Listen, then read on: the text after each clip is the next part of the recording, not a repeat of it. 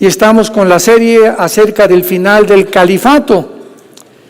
Y antes de entrar en materia en esta mañana, solamente hay que recordar puntos importantes.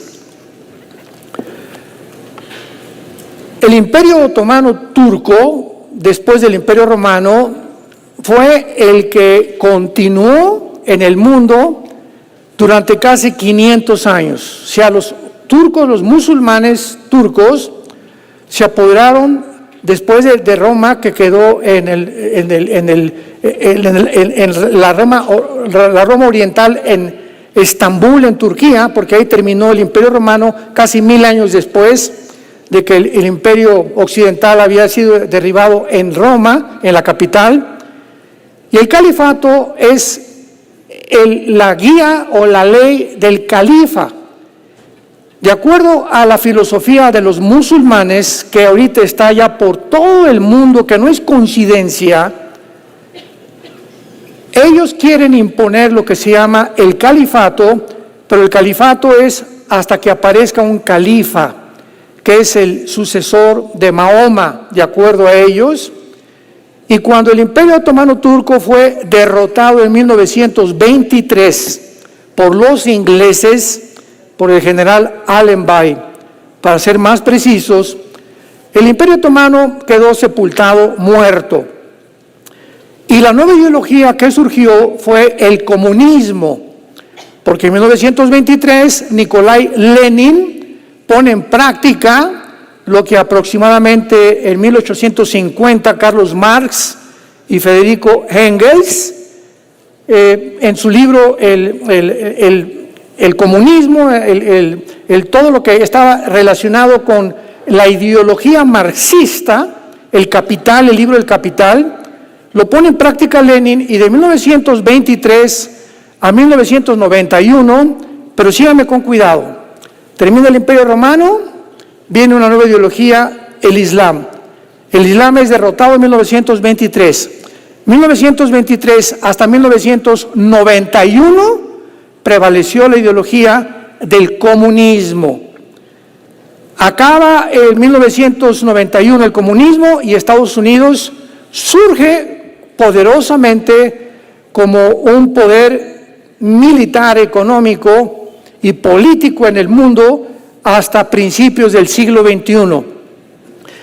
Y después de 2015, en el siglo XXI, vemos de alguna manera que el califato o la ideología del Islam está volviendo a ser desenterrada, tal como este libro lo profetizó hace 2700 años, principalmente en Ezequiel 38, versículos 5 y 6, que los hemos estudiado con mucho detenimiento.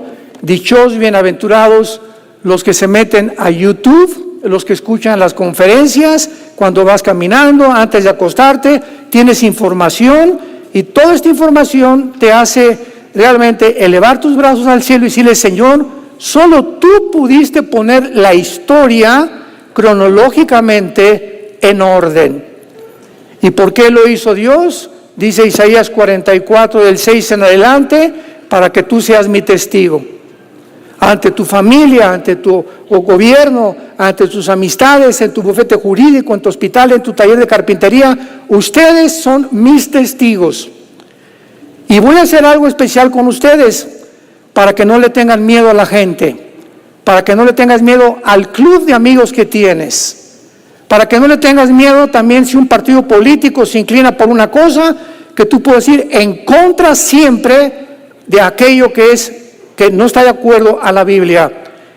Y como yo sé que ustedes, dice Dios, por naturaleza somos temerosos, somos miedosos, queremos formar parte del club, no queremos ser aislados, y si no fumas, pues no eres de nosotros, si no te echas el tequila, no eres de nosotros, si no te acuestas con tu novio, no eres de nosotros, señorita, si usted no se va con su jefe, no le subo el sueldo. Y ahorita todo el mundo, estoy en la Universidad de Harvard, y todos mis amigos están ante el Islam y abrazando el Islam, y algo me dice en mi corazón: esto está mal.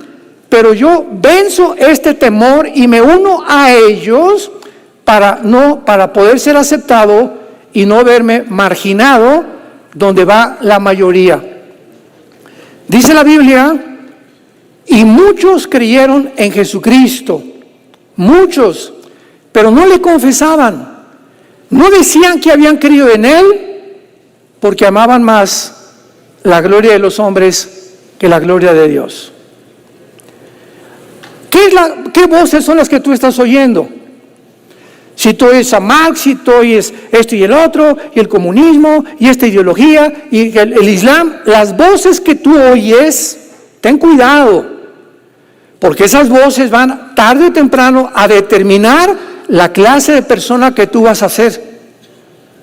Van a determinar tu filosofía, van a determinar en quién crees, y van a determinar completamente tu futuro eterno. Le dice Pablo a la iglesia de Colosas, capítulo 2, versículo 6, miren que no sean engañados por sistemas de ideologías o filosofías ajenas a la palabra de Dios, que son doctrinas de hombres. Dice el apóstol Juan, 1 Juan capítulo 4, versículos 5 al 7, ellos son del mundo y hablan del mundo. Por eso el mundo los oye. Nosotros somos de Dios. El que conoce a Dios nos oye. Yo oigo, dice Jesucristo, a mi pastor, y mis ovejas oyen mi voz. Porque todo aquel que es de la verdad, oye mi voz. En esto conocemos el espíritu de verdad y el espíritu de error. Damas y caballeros, santos de Dios, estamos en un punto en la historia donde ya se está dividiendo la historia y se está determinando si eres de las Chivas o de la América. Tú no puedes tener la mitad de la América y la mitad de las Chivas, ¿verdad? O eres con uno o eres con otro. Ya se está determinando quién es del Real Madrid y quién es del Barcelona. ¿Quién está del lado de Dios y quién está en contra de Dios? Porque Jesús dijo, si no eres conmigo, eres contra mí. O sea, no hay terrenos neutrales. O somos o no somos. Y regreso a mi punto anterior. Como Dios conoce que somos por naturaleza miedosos y temerosos, Dios envió a su Espíritu Santo. Hechos 1:8, y me serán testigos.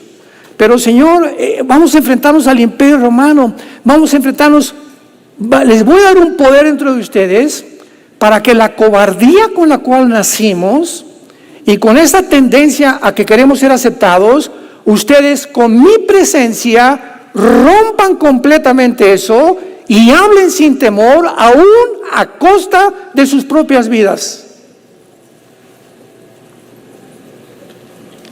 Recibirán poder. ¿Qué clase de poder? Dios sabe que somos por naturaleza miedosos, vulnerables, frágiles. Necesitamos algo sobrehumano, sobrenatural, que es la presencia del Espíritu Santo en mi vida, para yo enfrentarme a un mundo que está en contra de mí, en contra de sus principios, en contra de sus mandamientos. Y el mundo que estamos viviendo actualmente va a ir de mal en peor, porque si Jesús viene, las cosas no pueden mejorar. Jesús no viene a un mundo color de rosa, viene a un mundo al revés, a sacarnos antes de que Él envíe los 21 juicios que se encuentran en el libro del Apocalipsis. La presencia de Jesús está cada día más cerca de todos nosotros. Y esta es la razón por la cual la Biblia profetizó que habría 7 imperios antes de que Cristo llegara. Y lo voy a enunciar, los que quieran apuntar: el imperio asirio, el imperio egipcio, el imperio babilónico, el imperio medo-persa, el imperio griego y el imperio romano. Muy bien. Cuando el apóstol Juan escribe, vamos a Apocalipsis capítulo 17, cuando el apóstol Juan escribe el capítulo 17 del Apocalipsis, vamos a pavimentar el camino primero.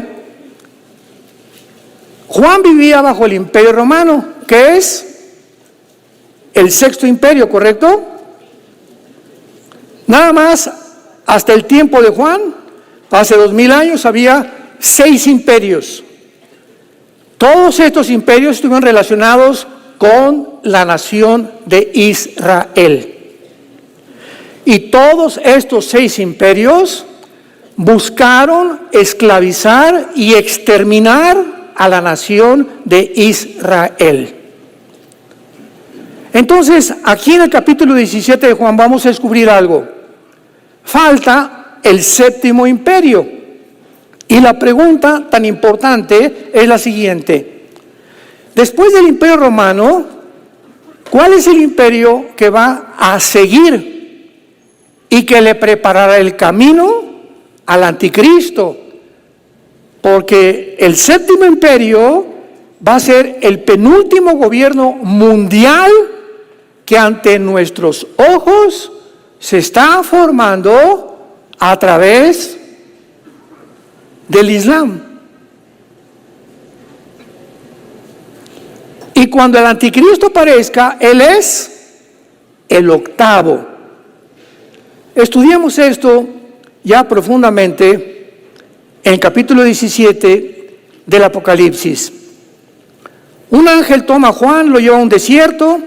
Versículo 3, me llevó en el espíritu al desierto. Vi a una mujer sentada sobre una bestia escarlata, llena de nombres de blasfemia, que tenía, ¿cuántas? 7 cabezas y 10 cuernos. La mujer estaba vestida de púrpura y escarlata, adornada de oro, piedras preciosas, perlas, tenía en la mano un cáliz de oro lleno de abominaciones y de la inmundicia de su fornicación. Y en su frente un nombre escrito, un misterio: Babilonia la Grande, la madre de las rameras y de las abominaciones de la tierra. Cuando venimos a la Biblia y encontramos un lenguaje como cabezas, cuernos, pues ¿de qué se trata? Y como la Biblia no es de interpretación privada, no es para que, bueno, yo pienso que significa esto. Pues yo me imagino que a lo mejor significa aquello. Dios no nos da a nosotros el adjudicarnos el derecho de interpretar o imaginarte lo que pueda significar, sino que dentro de la misma Biblia se encuentra la interpretación.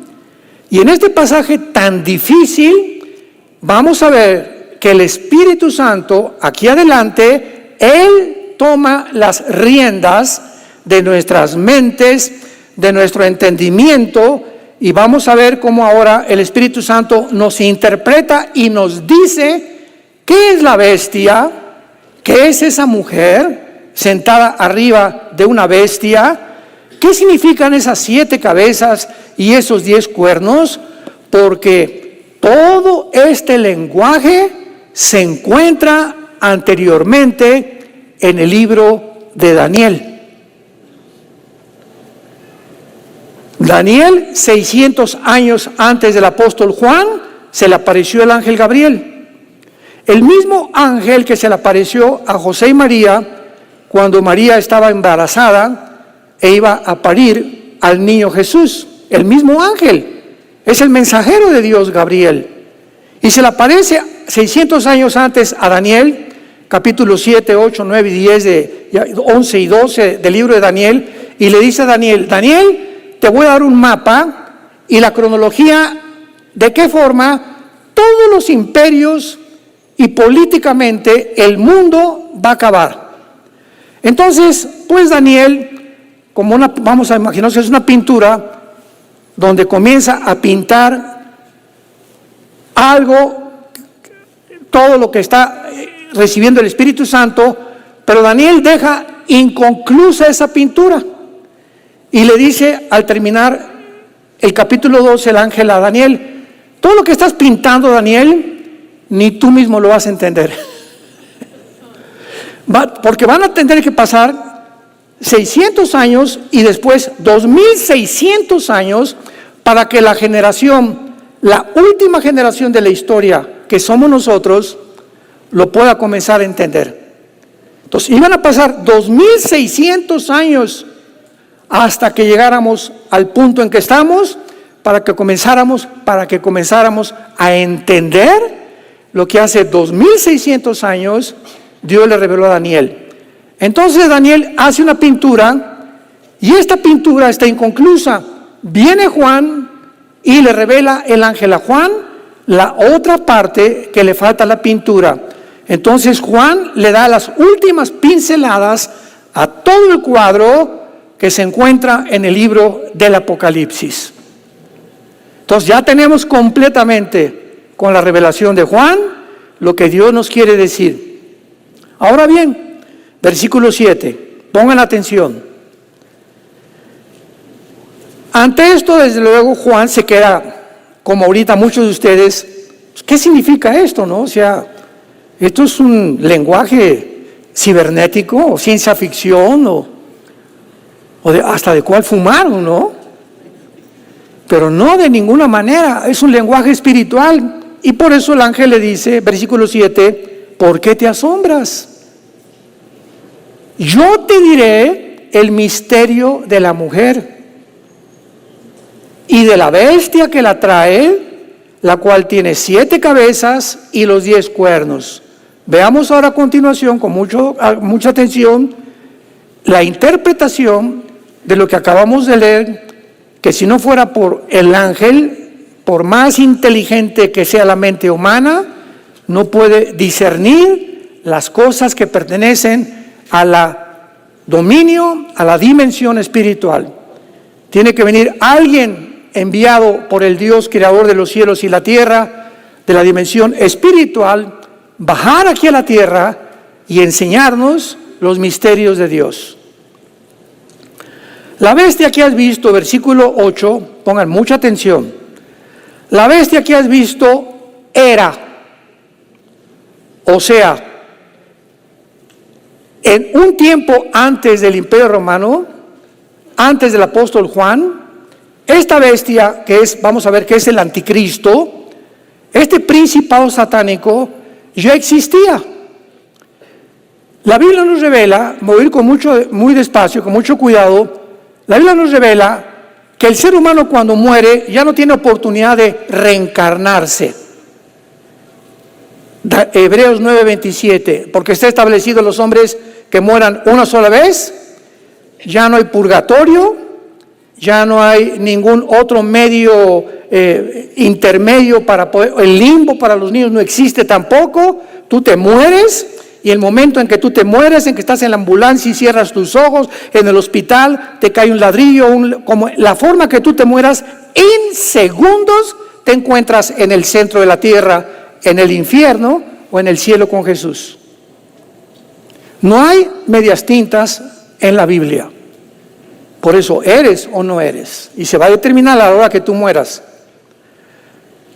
Entonces, los seres humanos no pueden existir y volver otra vez a vivir, con la excepción, ¿verdad?, que vamos a ver tal vez los 2 testigos, que va a ser la única excepción que Dios va a tener, que posiblemente sea Enoc y Elías, los testigos de Apocalipsis 11.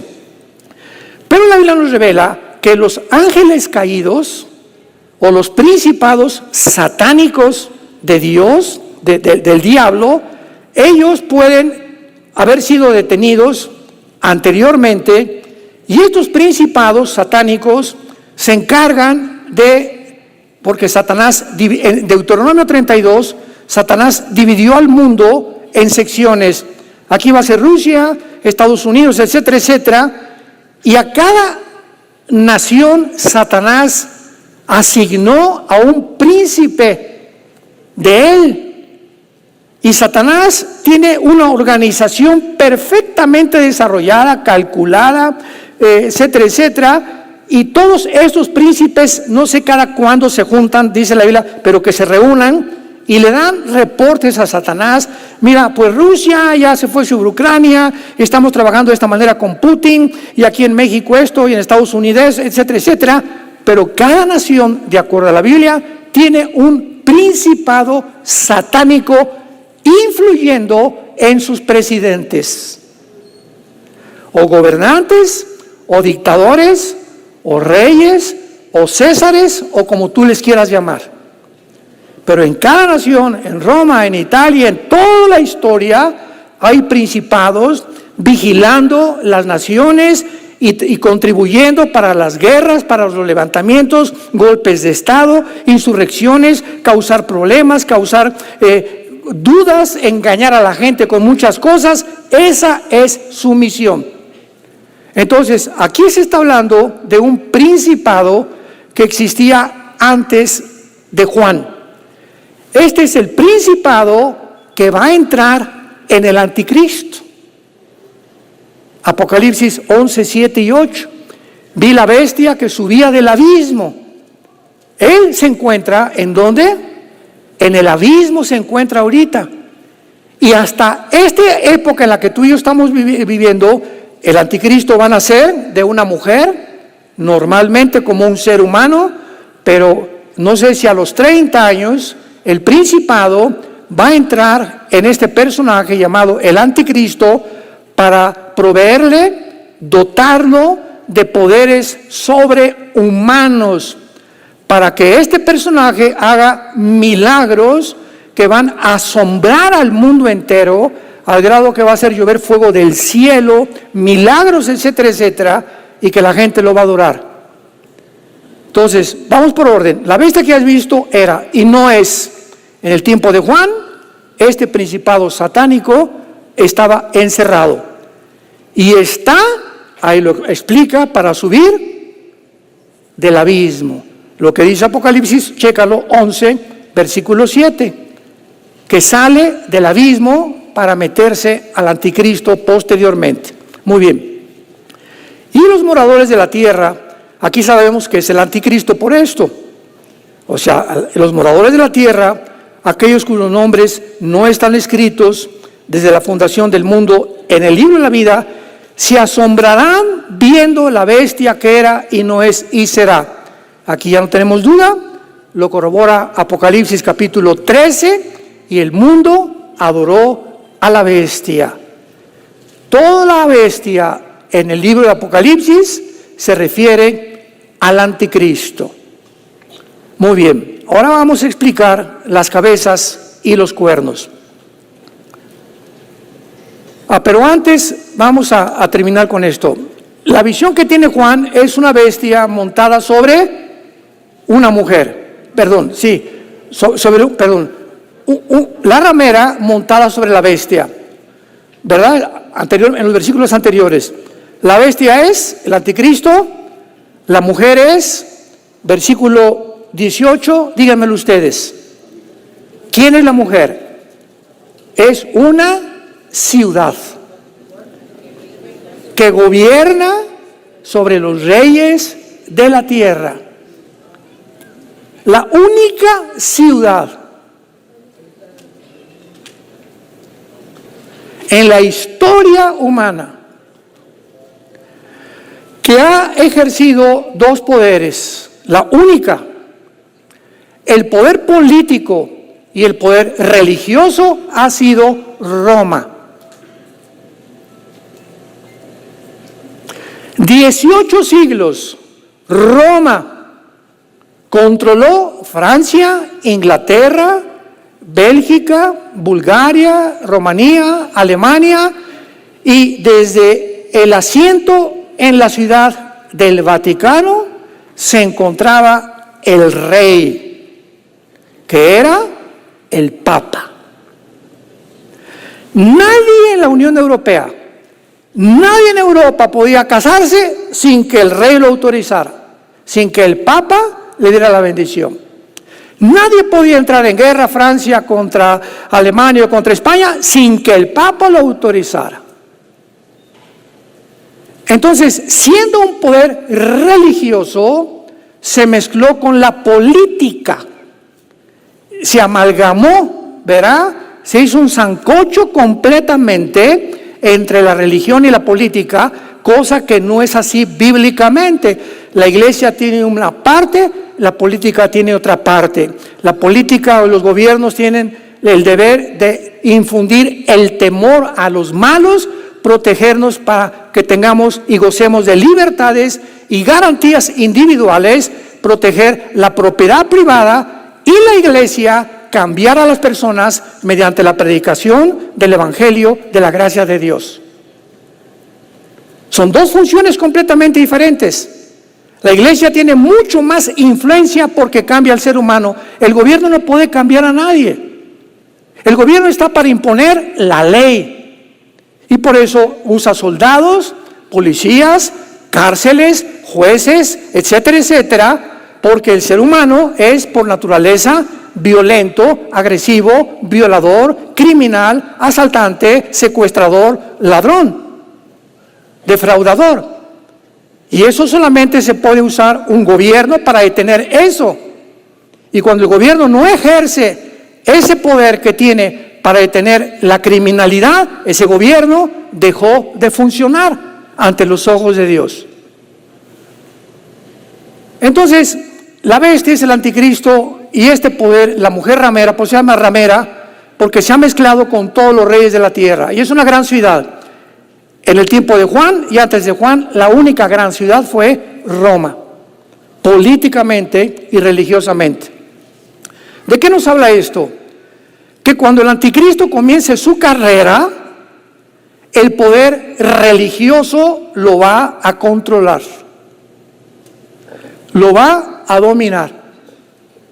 Y esto es asombroso porque lo estamos viendo con nuestros propios ojos. Irán, la nación de Irán, en el siglo XXI, en el mes de mayo en que nos encontramos, es la nación centro, es el corazón del terrorismo internacional. Irán, no el pueblo iraní. Hay cantidad de iglesias cristianas en Irán y está creciendo la iglesia cristiana. Estoy hablando de los ayatolas, de los gobernantes, porque Irán es una nación que no se controla civilmente, se controla religiosamente.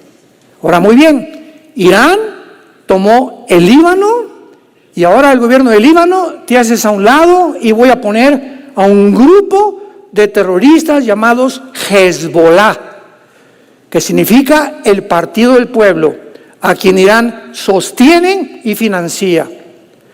Se divide la tierra en Israel y les dan a los palestinos la franja de Gaza.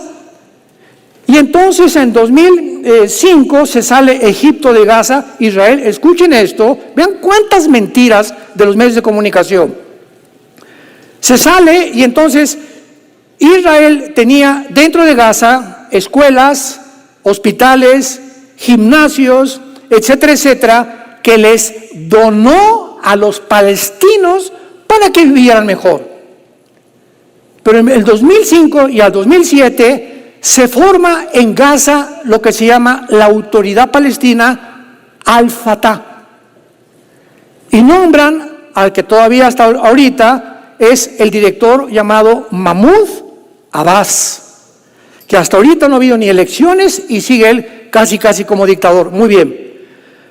En el 2007 se sale Israel, sacan a todos los judíos, se enojaron, había más de 3,000, 4,000 asentamientos judíos en Gaza, y le dice el gobierno de Israel, sálganse porque ahora es terreno y van a hacer ellos lo que ellos quieran. Cuando se salieron los judíos, los hospitales, las escuelas, los parques, los campos de fútbol que Israel había construido, los quemaron. Y les preguntaron, oye, pero ¿por qué quemas esto? No queremos nada que huela a judío. Bueno, ya desde ahí damos cuenta, ¿verdad?, que hay un problema de racismo. Porque fíjense ustedes, desde el 2007 en adelante, había palestinos que no estaban de acuerdo con este gobierno. Entonces el gobierno de Al-Fatah, de Mahmoud Abbas, supo que si en la Constitución y en la agenda del Movimiento para la Liberación de Palestina en los 80s que fundó un terrorista llamado Yasser Arafat, dice la Constitución en el artículo 25, métete a internet y búscalo, nuestro objetivo es la exterminación del Estado judío y la muerte de los judíos.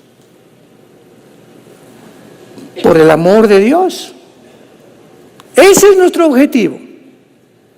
Entonces, del 2007 en adelante, Israel le abre la puerta y manda un mensaje a Palestina diciéndoles: los palestinos que quieran entrar a Israel a trabajar, escuchen esto, son bienvenidos. Peace and love. No queremos ningún problema con ustedes.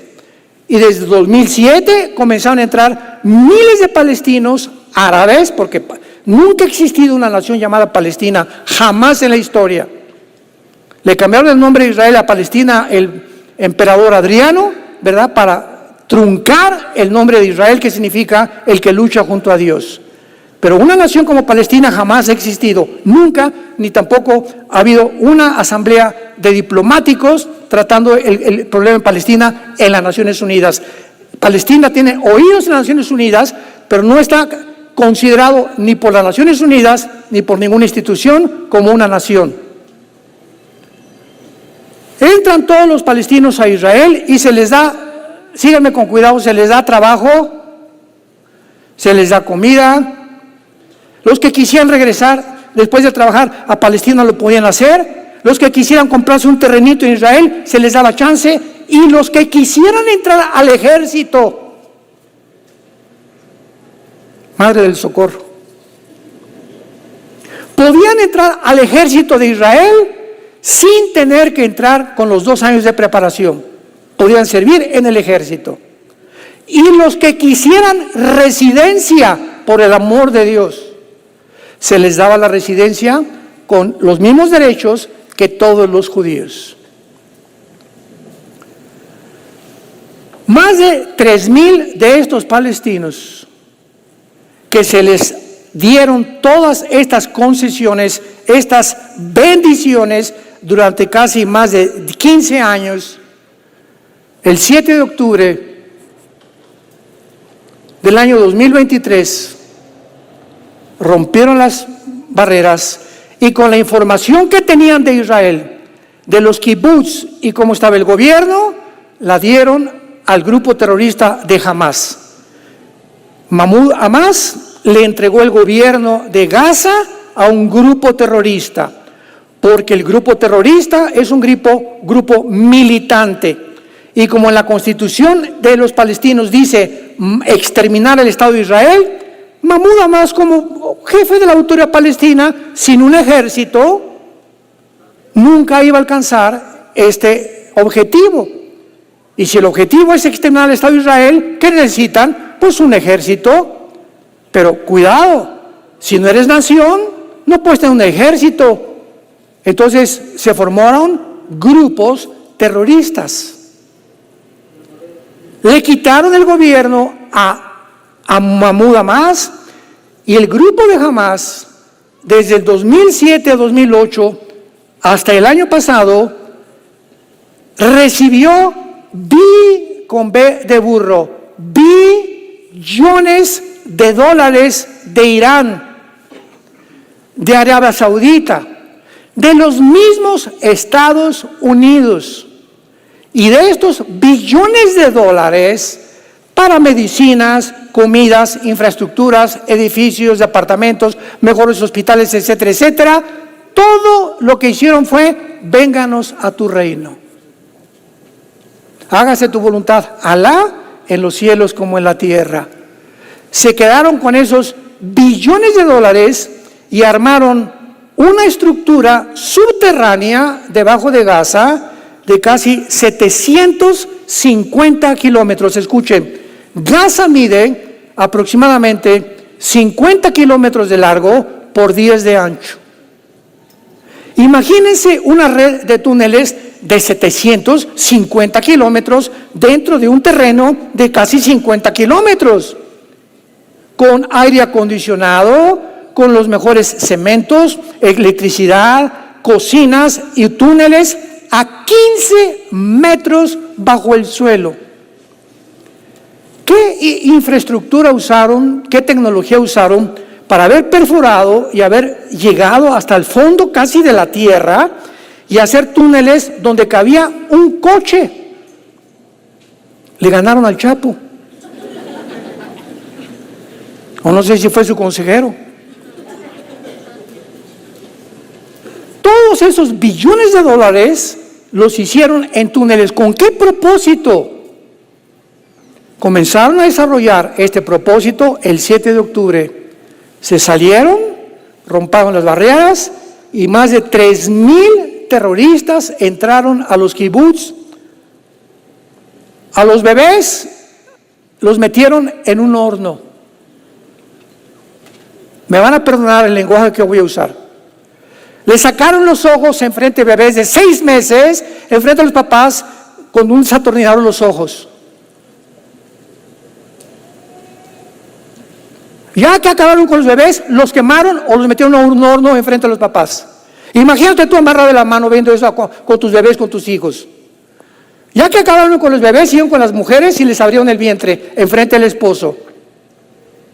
Y mientras el esposo veía esto, le cortaron las manos a los varones, para que con el dolor que tenían del bebé y la mujer, siguieran sufriendo.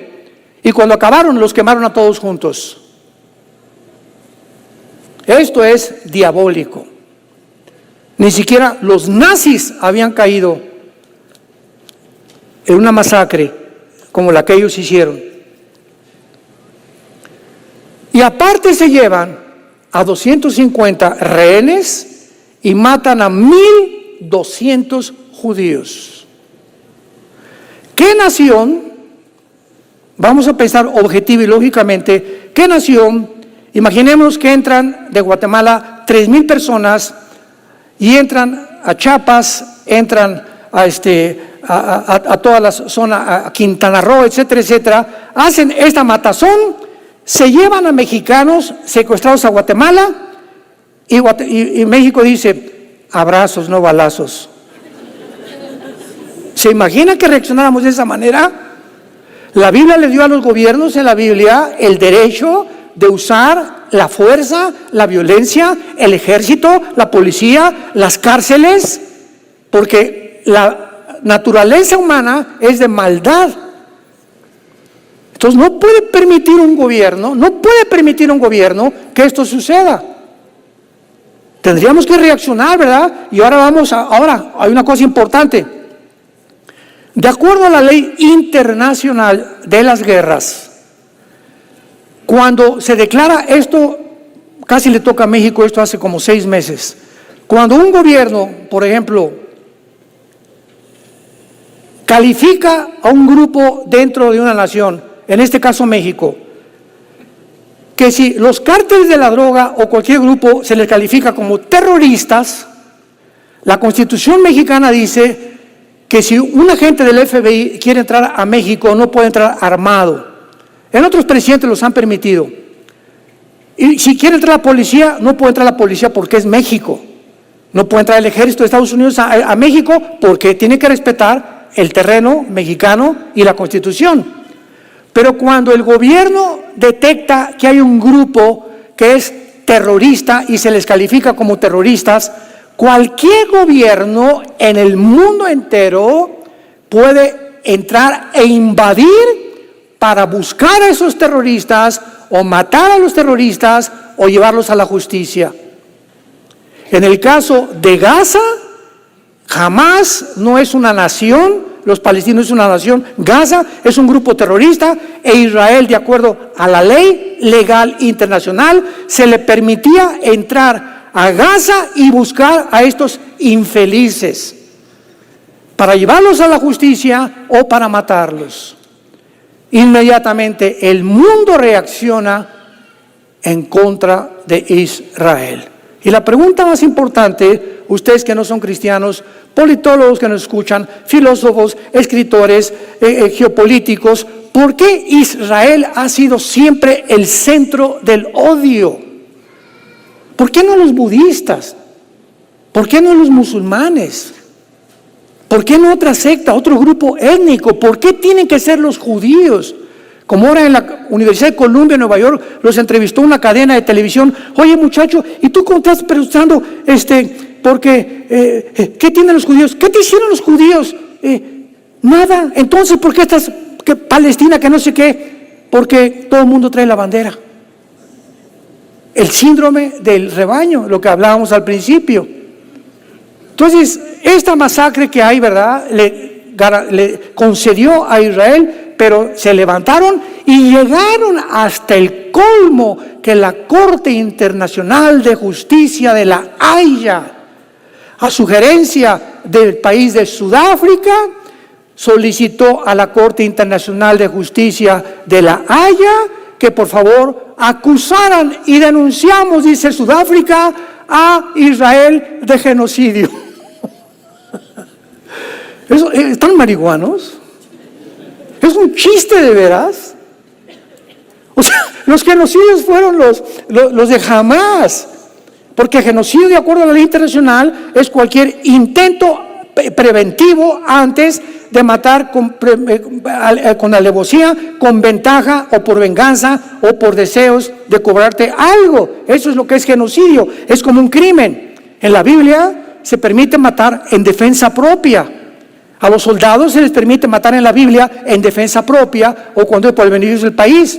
Pero Dios condena la palabra radhak en el hebreo, que significa matar con alevosía, matar con anticipación, alevosía, ventaja o por venganza. Eso es un crimen, eso se llama asesino. Matar en defensa propia no es asesinar, es matar. Asesinar es con premeditación, alevosía, ventaja o por venganza. Por favor, síganme con mucho cuidado y entiendan la diferencia entre matar y defender tu vida y la de tu familia. Todo ciudadano en cualquier parte del mundo tiene derecho a defender su casa, a defender tu propiedad y a defender tu vida. Y si a tu casa se meten un grupo de 3 o 4 personas a violar a tus hijos, a matar a tus bebés, y tú tienes una pistola, tú tienes el derecho de matarlos.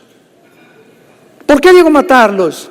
Porque si les disparas a las piernas, es la ley de la justicia. Si les disparas a las piernas a los ladrones o secuestradores o asaltantes, tú no sabes, se caen al suelo y pueden traer una pistola aquí guardada. Por eso a la policía se le dice en Estados Unidos que siempre que tiren es de aquí a acá. Siempre tenga una pistola, quiero que te digas, esta pistola es para matar, no para lastimar. ¿Quién de nosotros no haría eso? Todos. ¿Por qué? Porque es mi familia y no voy a permitir que nadie haga eso con mi familia. Y eso es lo que hizo Israel y los acusan de genocidio. Creo que ustedes vieron el video que subimos en YouTube, donde yo di estoy dando casi cada 2 semanas algo en vivo, y hablé sobre eso precisamente y le dije sobre la Corte Internacional Penal de Justicia. ¿Cómo es posible que la Corte, vean ustedes, les dije, le llamé al video la degeneración o lo absurdo en lo que se encuentra en la justicia internacional? La Corte Internacional de Justicia está compuesta por 15 o 17 jueces. Muy bien, me llega una solicitud, Sudáfrica la firma, demandemos por genocidio a Israel. Número 1, cualquier juez, vean la hipocresía, cualquier juez que forma parte de esta institución inmediatamente tiene que saber lo siguiente. Muy bien, ¿cuál es la acusación? Genocidio. ¿Qué es genocidio? Para que se pueda aplicar el castigo por genocidio. Y en este caso, al entrar Israel a Gaza, no fue genocidio. Genocidio fue el de Hamás a Israel. Entonces, el momento en que yo recibo esto, digo, discúlpenme Sudáfrica, pero de acuerdo a este escrito, no tiene ninguna relevancia porque no se ajusta a la definición de genocidio que en 1944, por primera vez, esta palabra no existía en el diccionario. La palabra genocidio aparece a partir de 1944, cuando alguien buscó un abogado en Europa para determinar lo que los nazis estaban haciendo, que era un genocidio, aparece en el diccionario Webster la palabra genocidio. Entonces, ¿qué iban a hacer los jueces? Devolver la solicitud, pero no la devolvieron. Se hicieron y siguieron el juego. La vamos a examinar. ¿Examinar qué cosa? Por el amor de Dios, partiendo del punto que no coincide con la definición de lo que es un genocidio. Y ahí la tuvieron como 1 semana, 2 semanas, y el mundo, ya ves, es cierto, el genocidio, finalmente, gracias a Dios, la Corte Internacional de Justicia dijo, discúlpeme, no es genocidio, y le devolvieron. ¿por qué jugaron 2 semanas con esta solicitud la Corte Internacional de Justicia? Para darle oportunidad a que mientras jamás pudiera tener la simpatía, se hicieran las víctimas ante el mundo, que estamos, y los niños, y están matando, están muriéndose de hambre en Gaza y todo, y el mundo se volcara, como se ha volcado en las últimas 2 semanas, en las universidades norteamericanas en contra de Israel. Los gritos son: muerte a Israel. Harvard, Princeton, Yale, Oxford, universidades que se asume, se piensa, obvio que son muchachos inteligentes. En Harvard no aceptan a cualquiera, ni en Yale, ni en Princeton, ni en Oxford, que son muchachos que tienen un nivel de intelectual, ¿verdad?, bastante elevado, un IQ bastante elevado. Sin embargo, estos muchachos, que son el futuro presidentes de las naciones, los futuros jueces de la humanidad, se están reuniendo por miles, asusados por un grupo tremendo que está financiando detrás de ellos, y como mosquitas los están cayendo en la trampa todos, y todos porque lo hacen, son inteligentes, son intelectuales, sin embargo no quieren sentirse a un lado de la manada, quieren ser aceptados. Y si Yale y Oxford y Princeton y Yale, etcétera, etcétera, lo hacen y nosotros no lo hacemos, nos vamos a sentir que somos diferentes. Nos unimos a un grupo, aunque no entiendo lo que estoy haciendo, crucifícalo, crucifícalo, crucifícalo. La historia se repite una y otra vez. Nos encontramos en un mundo completamente al revés. Y finalmente dice el versículo 9, Apocalipsis 17, esto para la mente que tenga sabiduría. Muy bien, las 7 cabezas que estaban sobre la bestia son 7 montes sobre los cuales se sienta la mujer, y son 7 reyes. Aquí vemos entonces que las 7 cabezas representan a los 7 imperios de la historia. Repito: Asiria, Egipto, Babilonia, Medo-Persia, Grecia y Roma, que es el 6º. Entonces dice aquí, son 7 reyes, 5 de ellos han caído. Cuando Juan vivió, en el tiempo de Juan habían caído Asiria, Egipto, Babilonia, Medo-Persia y Roma. 5 han caído. Uno es Roma, y el otro aún no ha venido. ¿Cómo terminó el Imperio Romano? Después de que se levantaron y cayó el Imperio Occidental, Roma se dividió en 2, en el Imperio Occidental y el Imperio Oriental. El occidental duró como 300 años con la capital en Roma, pero el Imperio Romano Oriental acabó en Estambul, en lo que era Constantinopla antigua, lo que es Turquía en el siglo moderno, y duró casi 1000 años más. Y después del Imperio Romano, ¿qué imperio siguió? Ya lo vimos al principio. El Imperio Otomano Turco. En otras palabras, el 7º no había venido en los tiempos de Juan. Ante nuestros ojos ha comenzado a resurgir. El Imperio Otomano volverá y resucitará. Déjenme leerles nada más como un botón de muestra para que se den cuenta la influencia del Islam en el mundo entero, principalmente en Europa. El alcalde de Londres, musulmán. El alcalde de Birmingham, todo esto es Inglaterra, Reino Unido. El alcalde de Birmingham, musulmán. El alcalde de Leeds, musulmán. El alcalde de Blackburn, musulmán. El alcalde de Sheffield, musulmán. El alcalde de Oxford, musulmán. El alcalde de Luton, musulmán. El alcalde de Oldham, musulmán. El alcalde de Rothschild es musulmán. Todo eso lo lograron solo 4 millones de musulmanes de 66 millones de personas en Inglaterra. Hoy en día hay más de 3,000 mezquitas en Londres nada más. Hay más mezquitas musulmanas en Londres que iglesias cristianas, católicas o evangélicas. Hay más de 50 consejos de la Sharia en Inglaterra. El 63% de los musulmanes no trabajan, reciben apoyo estatal más vivienda gratuita. ¿Qué mundo tan loco estamos viviendo? Despertemos. Las familias musulmanas subvencionadas por el Estado con una media de entre 6 y 8 niños reciben alojamiento gratuito.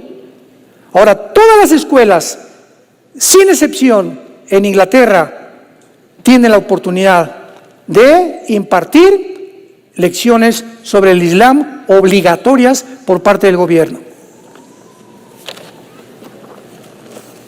¿Qué dice la Biblia? En Ezequiel 38, que casi lo acabamos en las últimas series, versículo 5 y 6 de Ezequiel, rápidamente se profetiza una invasión que viene de naciones todas musulmanas sobre Israel, dirigidas principalmente tal vez por Turquía, y está Persia, que es Irán. En 1935 se le cambia el nombre de Persia a Irán. Cus y Fud, que son Sudán y Etiopía.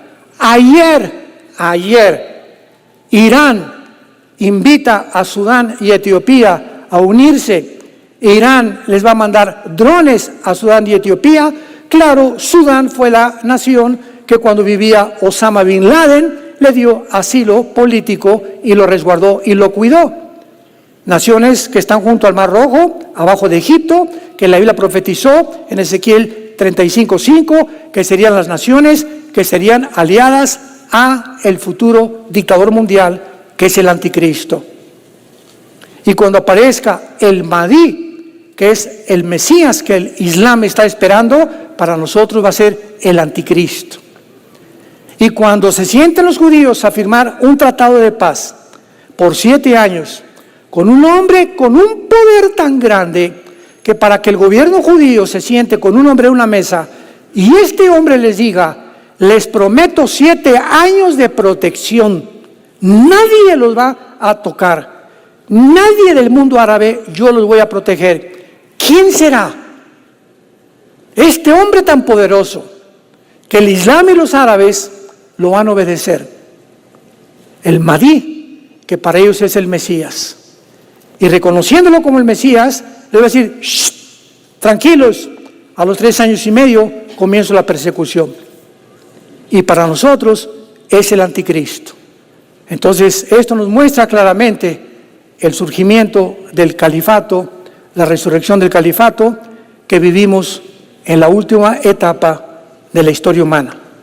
¿Estás tú preparada? ¿Preparado para encontrarte con Dios? ¿Tienes a Jesucristo como tu Señor y Salvador? ¿Cuáles son tus convicciones ahora que tú estás viviendo? ¿Estás dispuesto a dar tu vida por Jesús? ¿Estás dispuesto a ir en contra de lo que sea con tal de seguir a Jesucristo? Él colgó en una cruz, fue crucificado, enterrado y a los 3 días levantado para que nosotros ya no viviéramos para nosotros, sino para aquel que vive por los siglos de los siglos. Y que si tú no lo tienes en esta mañana, Él te da el poder del Espíritu Santo para que entre a tu vida y te vuelva de un cobarde a un valiente, de una mujer frágil en una mujer temeraria, con visión, con fuerza para sostener a sus hijos y su casa. Para hombres con convicciones, para que permanezcan fieles a su esposa, fieles a sus hijos, fieles a la palabra de Dios. Y cuando tú mueras, que nuestros hijos digan, ¿a quién murió muy millonario? Pues me dejó un edificio de departamentos. No, mi papá tal vez no nos dejó nada, nos dejó lo más importante, nos dejó a Jesucristo. Y yo puedo morir en paz, aunque no les deje una casa a mis hijos, porque sé que si tienen a Jesucristo, Él nunca los va a abandonar, nunca los va a dejar, y está garantizada que llegarán a la meta y nos veremos todos en el cielo. ¡Aleluya! Gloria al Señor.